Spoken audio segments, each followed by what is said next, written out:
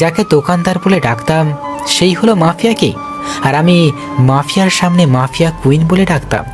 সবাইকে বললাম আপনারা চুপ করেন, আমি এই ভাই থেকে অবসর নিচ্ছি, আর এই ক্ষমতা দিতে চাইছি আমার সাথে থাকা আমার 4 বন্ধুকে।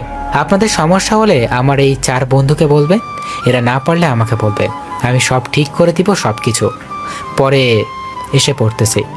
আমি সাইফাতুলকে ডাক দিলাম, ও নিচের দিকে মাথা দিয়ে আসলো। অনেকগুলো মেয়ে ছিল ওখানে। যখন আসলাম ওরা বলল, ভাইয়া একটু দাঁড়ান।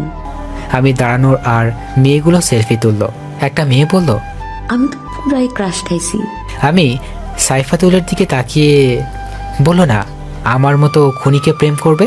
এটা বলার পর সাইফাতুল মুখের উপর দিকে তাকালো আর ওই মেয়েটি কাছে এসে বলল, আমি আছি তো, চলেন বিয়ে করে ফেলি।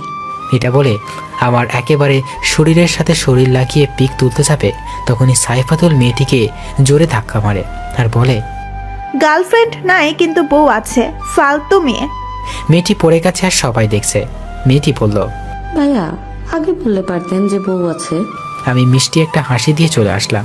গাড়িতে ওঠার পর সাইফাতুল বলল, আমার ভুলগুলোর জন্য দুঃখিত, আমি তো জানতাম না, আর আমি তো মাফিয়া কিং এর সামনেই মাফিয়া কুইন দাবি করতাম, আর তোমার সাথে খারাপ ব্যবহার করেছি। ইটস ওকে বেবি, আমি যেদিন প্রথম দেখি দোকানে সেদিন তোমার প্রেমে পড়েছিলাম। ও আচ্ছা, তাহলে বিয়ে করব কবে? বাড়িতে গিয়ে আব্বু আম্মুকে বলবো তাড়াতাড়ি বিয়ে করব। বাড়িতে গেলাম, যাওয়ার পর আব্বু আম্মুর সাথে কথা বললাম। আব্বু আম্মু, রিফাত ওরা সবাই ছিল।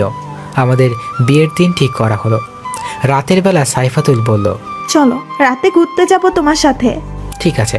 সাইফাতুল শাড়ি পরল, আমি পাঞ্জাবি পরলাম। দুইজন নির্জন রাস্তায় হাঁটতেছি।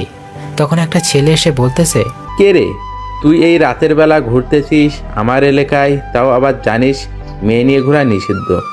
শুভ